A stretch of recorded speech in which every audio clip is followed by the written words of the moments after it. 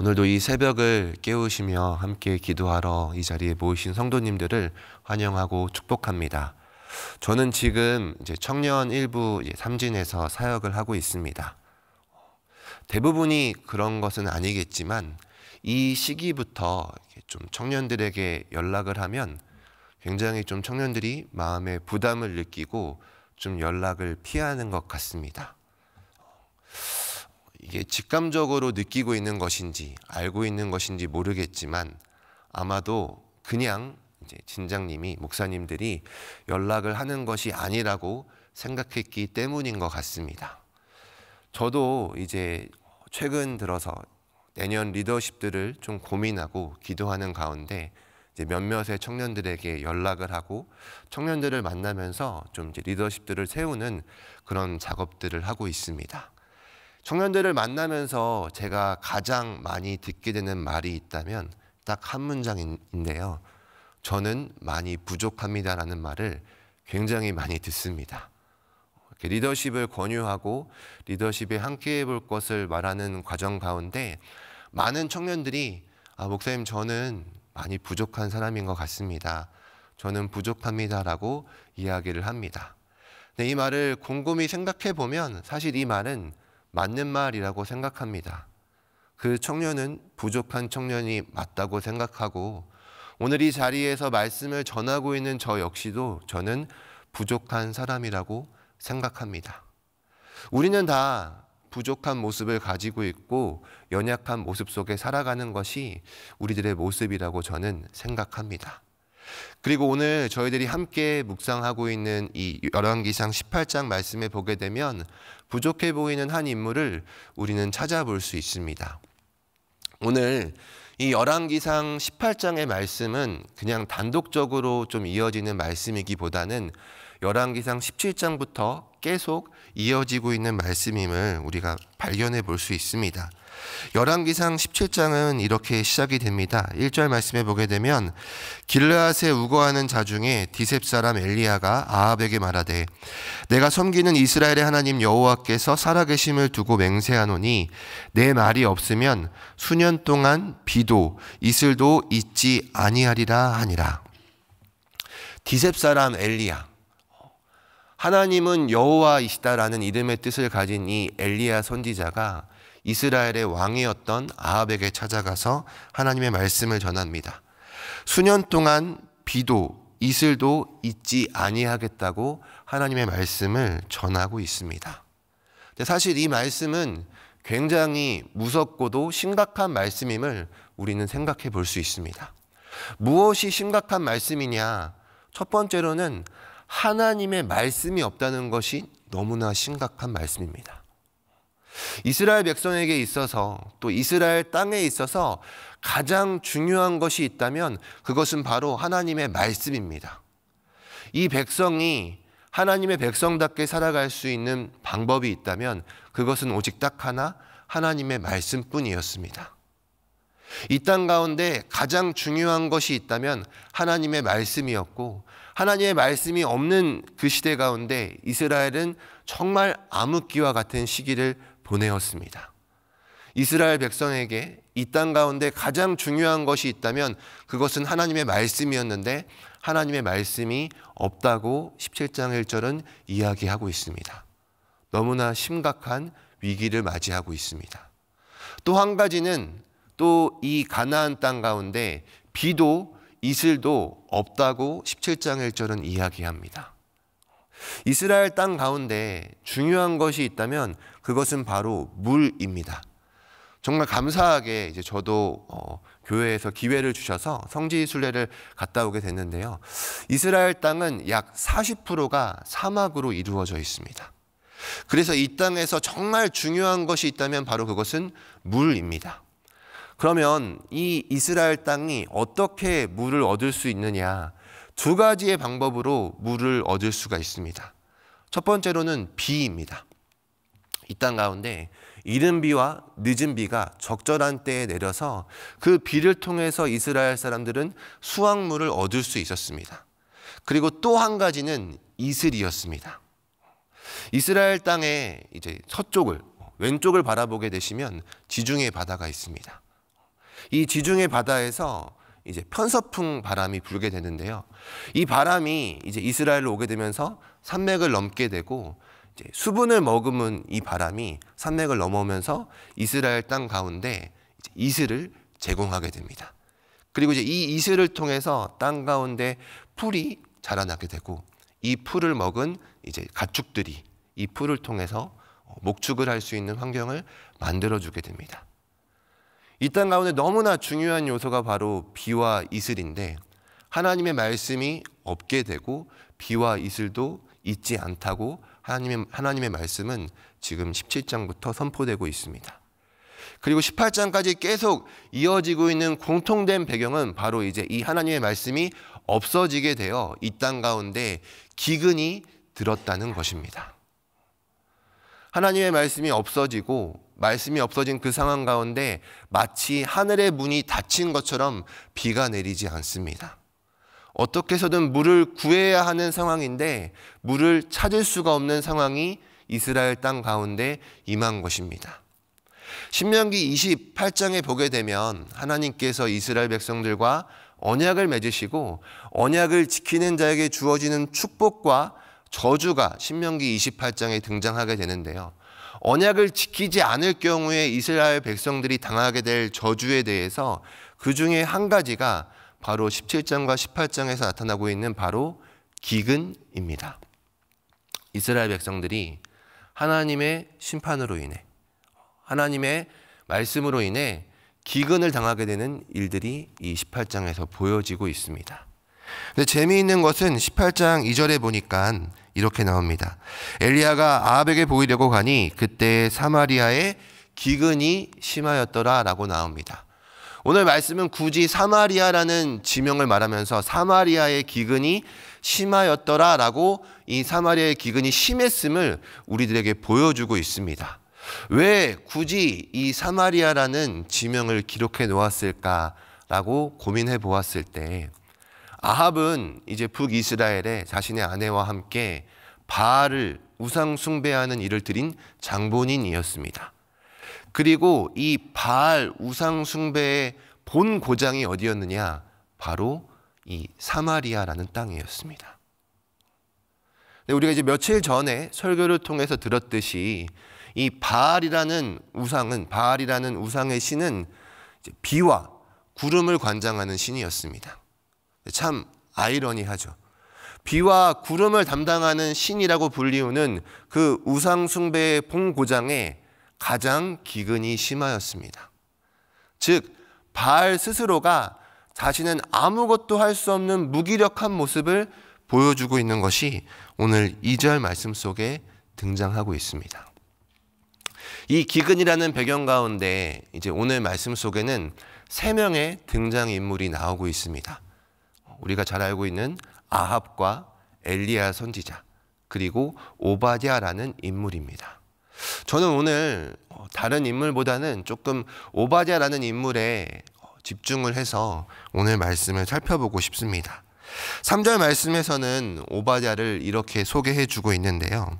아합이 왕궁 맡은 자 오바댜를 불렀으니 이 오바댜는 여호와를 지극히 경외하는 자라. 오바댜를 소개해 주기를 그를 왕궁 맡은 자라고 소개해 주고 있습니다.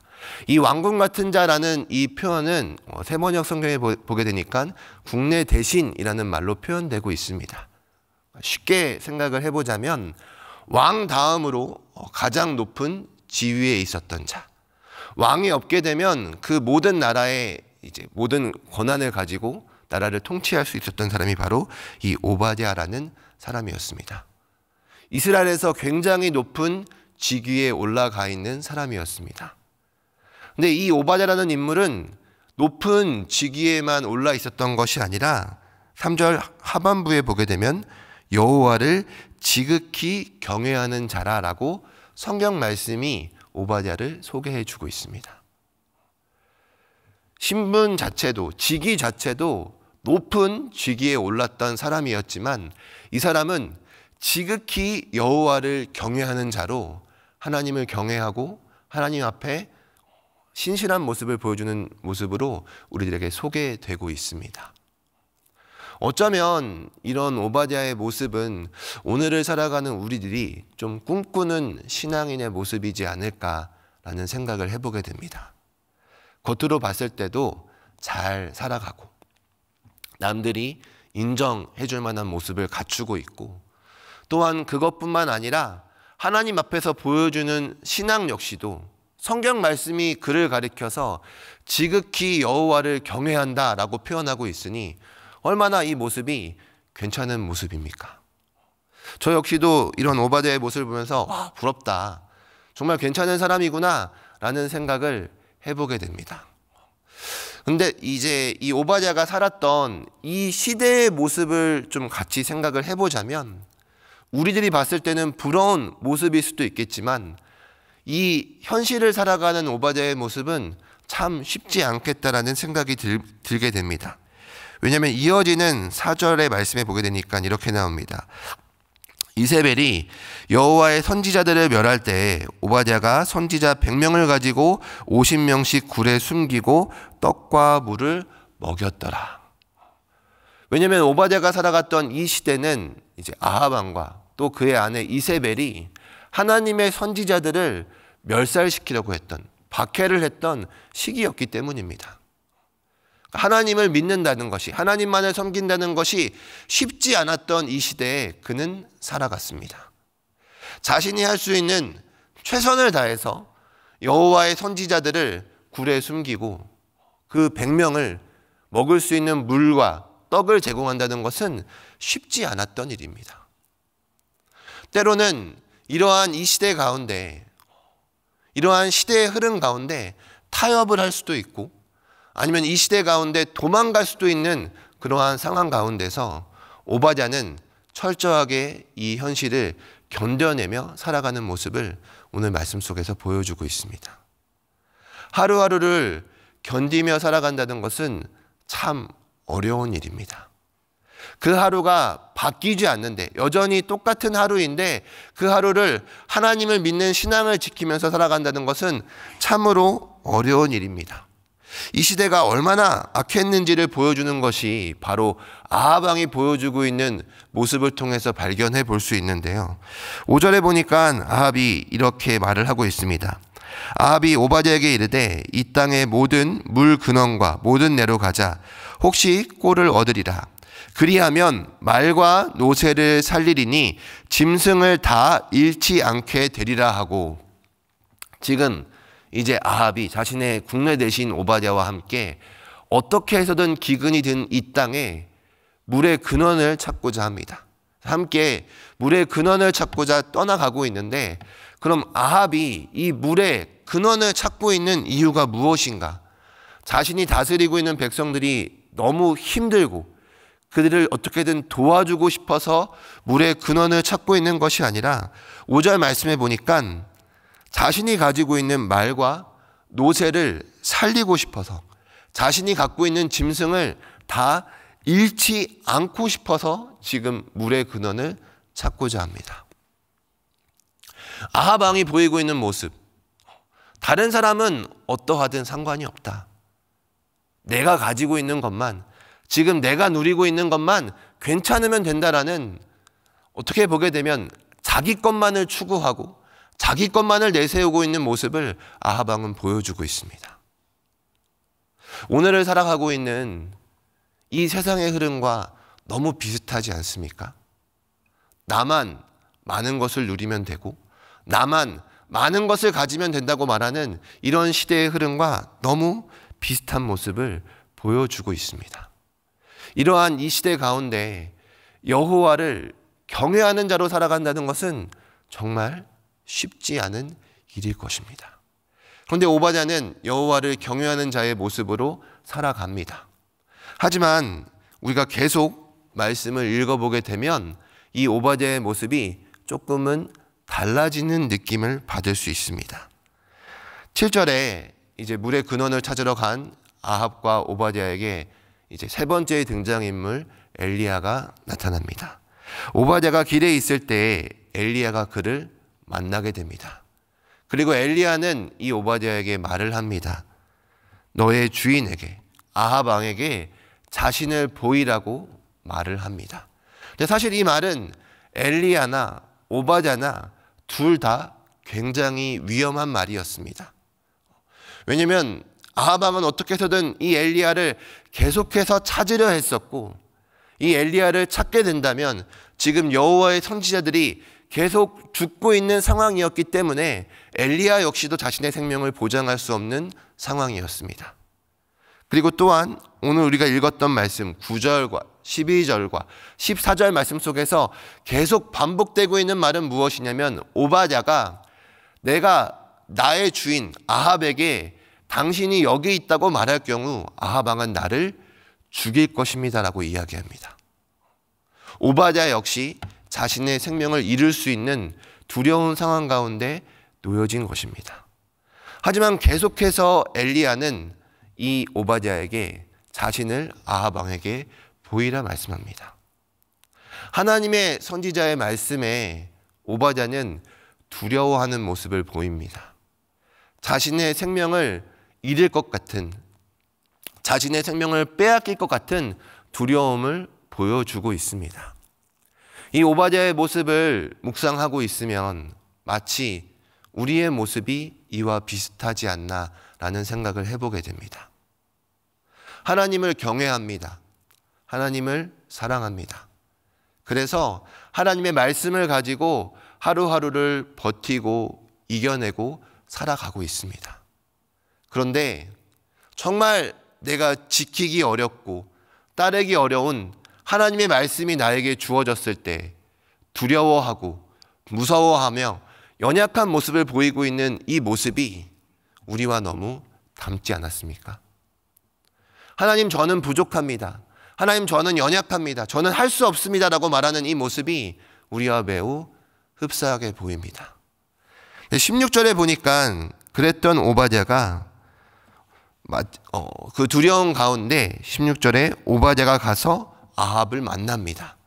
그는 분명 거듭해서 엘리야에게 어떻게 해서든 이 청을 거두고 싶어하는 모습처럼 보였지만 16절에서 그는 그럼에도 불구하고 아합 왕 앞에 나아가게 됩니다. 자신의 생명을 걸고 그는 아합을 찾아가게 됩니다. 그럼 어떻게 이 오바댜는 그 두려움을 이겨내고 자신의 연약함을 이겨내고 아합 왕 앞에 나아갈 수 있었을까요? 저는 그 이유를 15절 말씀을 통해서 찾고 싶습니다. 15절에서 엘리야는 이렇게 말을 합니다. 엘리야가 이르되 내가 섬기는 만군의 여호와께서 살아계심을 두고 맹세하노니 내가 오늘 아합에게 보이리라. 오바댜는 두려웠습니다. 자신의 부족함 때문에, 자신의 연약함 때문에 자신의 생명을 잃을 것 같은 그 두려움 앞에서 그는 엘리야에게 거듭 이 청을 거두기를 바라는 마음으로 이야기를 하였습니다. 하지만 계속하여서 하나님의 선지자인 이 엘리야를 통해 하나님의 말씀이 그에게 전달되어졌습니다. 그리고 그는 여호와의 말씀 때문에, 이 하나님의 말씀 때문에 두려웠지만 두려웠음에도 불구하고 아합 왕 앞에 나아가는 모습을 보여줍니다. 사랑하는 성도 여러분, 우리는 부족합니다. 우리는 연약합니다. 그런 우리에게 오늘 하루를 살아갈 수 있는 힘과 능력이 어디에 있겠습니까? 때로는 나의 생명을 잃을 것 같은 이러한 두려움 앞에서 무엇이 우리에게 힘이 될 수 있고 무엇이 우리에게 능력이 될 수 있겠습니까? 오직 하나, 여호와의 말씀뿐입니다. 이 말씀이 우리에게 힘이 되고 이 말씀이 우리에게 능력이 될 수 있습니다. 다시 한번 오늘 이 새로운 아침을 시작하실 때 하나님의 말씀 앞에 겸비함을 갖추시고 이 말씀의 능력을 힘입어서 하나님을 경외하는 모습으로 한 걸음 한 걸음 나아가실 수 있는 저와 여러분들의 삶이 되실 수 있기를 간절히 소망합니다. 우리 한번 같이 기도하도록 하겠습니다. 오늘 함께 같이 기도할 때 오늘 받았던 말씀을 기억하시고 또 각자 가지고 있는 개인의 기도 제목들을 붙잡고 우리 함께 같이 기도하며 나아가도록 하겠습니다.